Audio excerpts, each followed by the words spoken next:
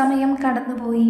അവൾ കരുകിൽ നിന്നും മാറാതെ, അവളുടെ കൈകളിൽ നിന്നും കൈയഴിക്കാതെ അല്ലു അവളുടെ അരികിലിരുന്നു. ഇടയ്ക്കെപ്പോഴോ കണ്ണു തുറന്ന് കണ്ണൻ തനിക്ക് അപ്പുറം കിടക്കുന്നവളെ നോക്കിക്കിടന്നു. അവൻ്റെ കണ്ണുകൾ നിറഞ്ഞൊഴുകി. അല്ലുവിൻ്റെ അവസ്ഥ മനസ്സിലായതുപോലെ ഡെവി അവനെ നെഞ്ചിലേക്ക് ചേർത്തു. പിന്നീട് അമ്മുവിനായുള്ള കാത്തിരിപ്പായിരുന്നു. നീണ്ട മയക്കത്തിനു ശേഷം അമ്മു പതിയെ പതിയെ കണ്ണുകൾ ചിമ്മി തുറന്നു. പൊന്ന. ആഴങ്ങളിൽ നിന്നും എന്ന പോലെ തൻ്റെ ഇച്ചയുടെ ശബ്ദം കേൾക്കെ അടഞ്ഞു പോകാറായ കണ്ണുകൾ അവൾ വലിച്ചു തുറന്നു. ആദ്യം കുറച്ചു നേരം ചുറ്റുമുള്ളതൊന്നും അറിയാതെ അവൾ കിടന്നു.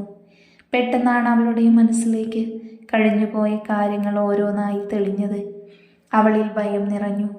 ഇരു കൈകളും ചെവിയിൽ പൊത്തിപ്പിടിച്ച് പിന്നിലേക്കാഞ്ഞു.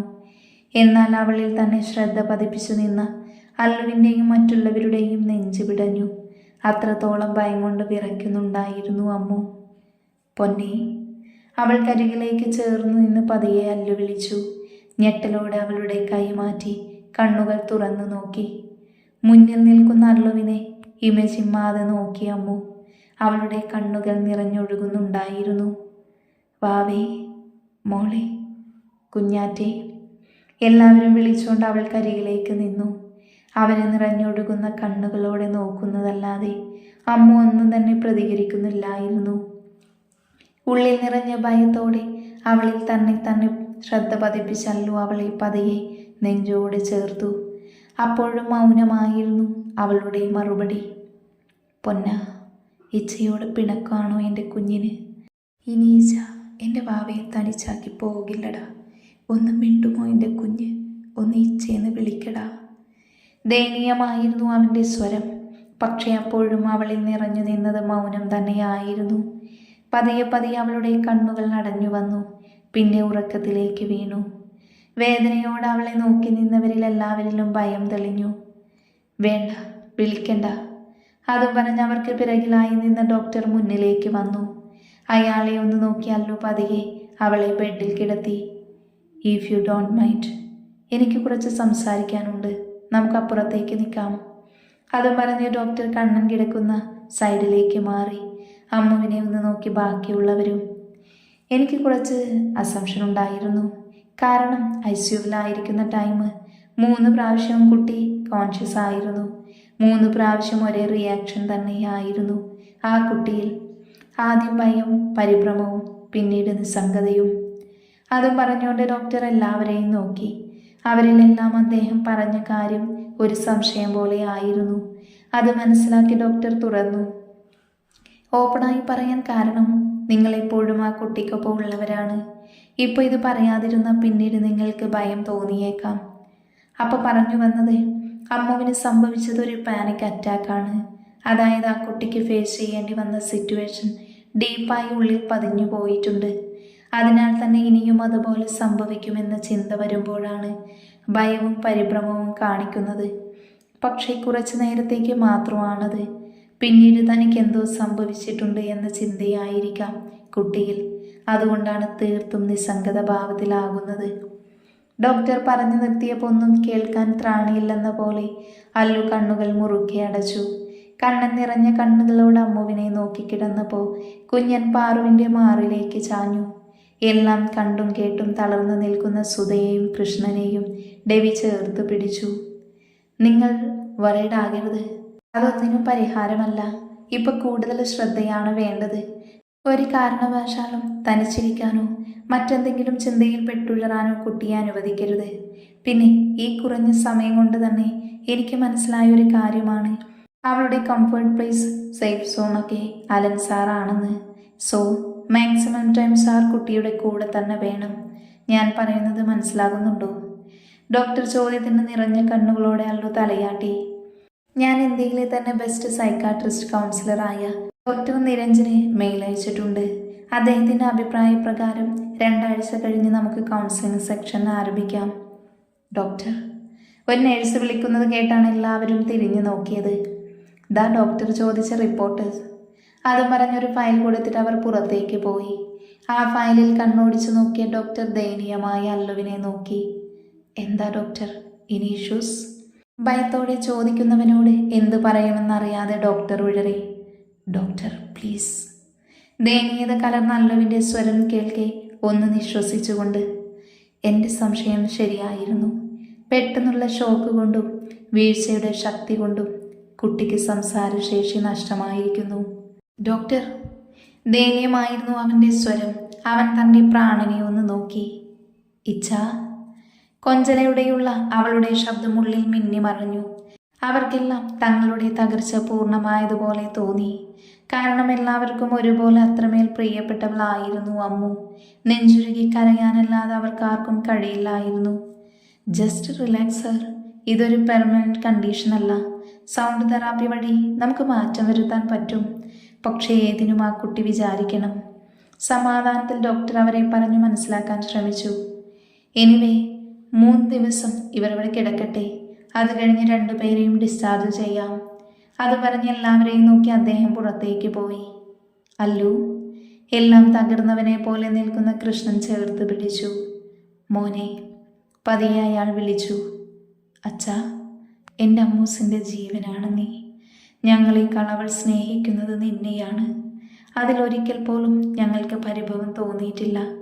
കാരണം നീ അവൾക്കൊരു ഭർത്താവ് മാത്രമായിരുന്നില്ല, മറിച്ച് വാത്സല്യത്തോടെ അവളെ നെഞ്ചോട് ചേർത്ത് നിർത്തുന്ന അച്ഛനും, അവളുടെ എല്ലാ കുസൃതികൾക്കും ഒപ്പം നിൽക്കുന്ന കൂട്ടുകാരനും, സ്നേഹത്തോടെ ശാസിക്കുന്ന സഹോദരനും. അങ്ങനെ എണ്ണി തിട്ടപ്പെടുത്താൻ കഴിയാത്തത്ര സ്ഥാനമാണ് അവളുടെ ഉള്ളിൽ നിനക്കുള്ളത്. നീ പറഞ്ഞാൽ എത്ര പറ്റില്ലെങ്കിൽ പോലും അവൾ അത് ചെയ്യും. ഞങ്ങൾ ഓരോരുത്തരേക്കാൾ നിന്റെ വാക്കുകൾ അവൾ അനുസരിക്കും. പക്ഷെ നിന്റെ തകർച്ച സഹിക്കാനാകില്ല ഞങ്ങളുടെ അമ്മൂട്ടിക്കത്. ഡോക്ടർ ഇത്രയും പറഞ്ഞിട്ടും നെഞ്ചു പൊട്ടി മരിക്കേണ്ട സ്ഥാനത്ത് ഇപ്പോഴും ഞങ്ങൾ ഇങ്ങനെ നിൽക്കുന്നുണ്ട് എങ്കിൽ അതിന് കാരണം ഒന്ന് മാത്രമാണ്: വിശ്വാസം. നിന്നിലുള്ള ഞങ്ങളുടെ വിശ്വാസം. ഇപ്പം നീ തകരുന്നത് ഞങ്ങൾ ഓരോരുത്തരുമായിരിക്കും. ഈ അച്ഛനും അമ്മയ്ക്കും അവരുടെ പ്രാണനെ, അമ്മൂട്ടിയെ പഴയതുപോലെ തിരികെ വേണം മോനെ. അതിന് നിനക്ക് മാത്രമേ സാധിക്കൂ. ഒരച്ഛൻ്റെ അപേക്ഷയായി കണ്ടാൽ മതി. നിറഞ്ഞൊഴുകുന്ന കണ്ണുകളോടെ കൃഷ്ണൻ പറഞ്ഞപ്പോൾ കൂടെ പിറപ്പല്ലാതിരുന്നിട്ട് കൂടെ ഡേവിഡ് സുധയെ ഒരു സഹോദരൻ്റെ കരുതലോടെ ചേർത്ത് പിടിച്ചു. കൃഷ്ണൻ്റെ നിറഞ്ഞൊഴുകുന്ന കണ്ണുനീരിനെ അല്ലു തുടച്ചു നീക്കി. കരയരുത് അച്ഛ, എൻ്റെ പൊന്നെ ഞാൻ തിരികെ കൊണ്ടുവരും, പഴയ അമ്മൂട്ടിയായി. അത് അവൻ അവൾക്ക് നൽകിയ ഉറപ്പായിരുന്നു. ചുറ്റും ഇരുണ്ട് കിടക്കുന്നൊരു ഗോഡൗൺ. കുറച്ചു പേർ അവിടെ ഇവിടെയായി അടികൊണ്ട് അവശയായി രക്തം വാർന്ന് ബോധമില്ലാതെ കിടപ്പുണ്ട്. അവരെ നോക്കി വലിഞ്ഞ മുറുകിയ മുഖവുമായി സ്റ്റീഫൻ ഒരു ഹോക്കി സ്റ്റിക്കുമായി നിൽപ്പുണ്ട്. കുറച്ചു മാറി അവരെ നോക്കി ബാക്കിയുള്ള ഗാർഡ്സും.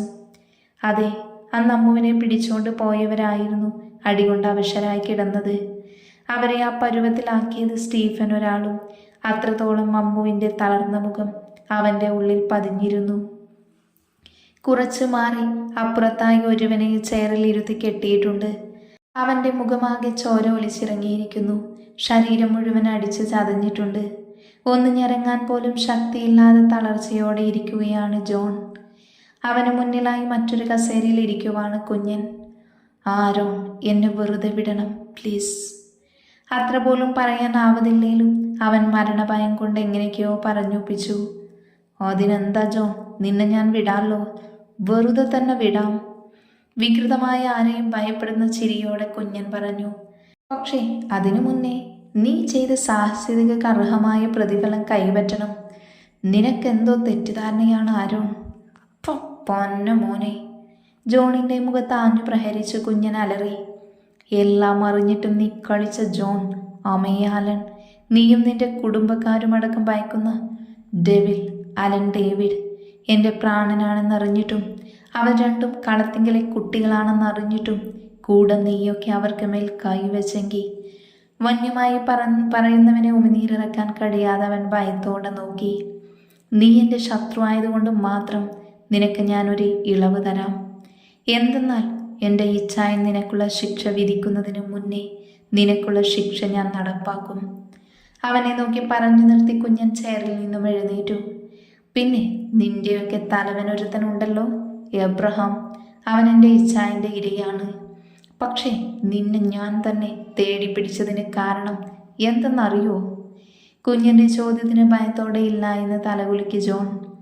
അതെന്തെന്ന് വെച്ചാൽ എൻ്റെ സൂപ്പർ ഹീറോ, എൻ്റെ റോൾ മോഡലെല്ലാം എൻ്റെ ഇച്ചായനാണ്.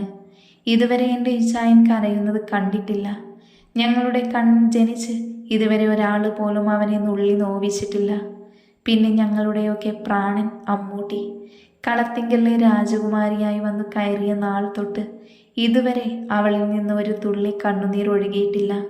അല്ല, ഇച്ചായനോ ഞങ്ങളോ അതിനവസരം ഉണ്ടാക്കിയിട്ടില്ല. പക്ഷേ കഴിഞ്ഞ ദിവസം ഇതെല്ലാം ഞാൻ കണ്ടു. അതിന് കാരണമായവരുടെ കൂട്ടത്തിൽ നീയും. അപ്പം പിന്നെ എങ്ങനെയാ? ഇനി കൂടുതൽ സംസാരമൊന്നും വേണ്ട, നമുക്ക് തുടങ്ങാം. അത് പറഞ്ഞ് കുഞ്ഞൻ ജോണിനെ കസേരയിൽ നിന്നും വലിച്ചിറക്കി അടുത്തിരുന്ന് വുഡൻ സ്റ്റിക്കെടുത്ത് തലങ്ങും വിലങ്ങും അടിച്ചു. കലി തീരാതെ അവനെ നിലത്തിട്ട് ചവിട്ടി കൈ രണ്ടും തിരിച്ചൊടിച്ചു. അവസാനമായി അവൻ്റെ നട്ടെല്ല് നോക്കി ആഞ്ഞു പ്രഹരിച്ചു. അലർച്ചയോടെ ബോധമറിഞ്ഞ ജോൺ പിന്നിലേക്ക് വീണു. കുഞ്ഞൻ്റെ ദേഷ്യം കണ്ട് ഗാർഡ്സ് ഉമിനീരിറക്കി പരസ്പരം നോക്കി. ഇവനെ വല്ല ഹോസ്പിറ്റലിലേക്കും തള്ളിയേക്ക്, സ്റ്റീഫനോട് പറഞ്ഞ് കുഞ്ഞൻ പുറത്തേക്ക് പോയി. ഒരു മഴ പെയ്തൊഴിഞ്ഞ പോലെ, ഗാർഡ്സിൽ ഒരുവൻ പറഞ്ഞു.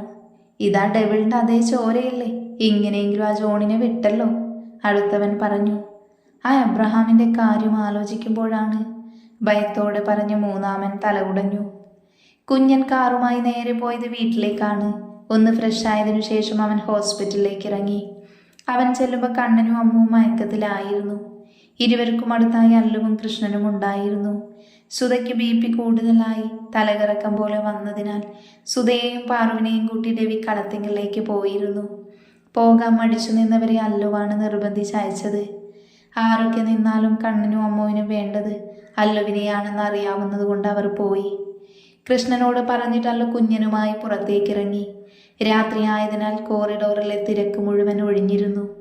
അല്ലു അവനുമായി വിൻഡോ പ്ലേസിൽ പോയി നിന്നു. എന്തു പറ്റി എൻ്റെ കുഞ്ഞിന്? അവനെ ചേർത്ത് പിടിച്ചുകൊണ്ട് അല്ലു ചോദിച്ചു. ആ ഒരൊറ്റ ചോദ്യത്തിൽ കുഞ്ഞൻ കരഞ്ഞുകൊണ്ട് അവനെ മുറുക്കെ പിടിച്ചു. ഞാൻ കാരണമല്ലേ ചായ ഇങ്ങനെയൊക്കെ, ഞാനൊന്ന് ശ്രദ്ധിച്ചിരുന്നുവെങ്കിൽ.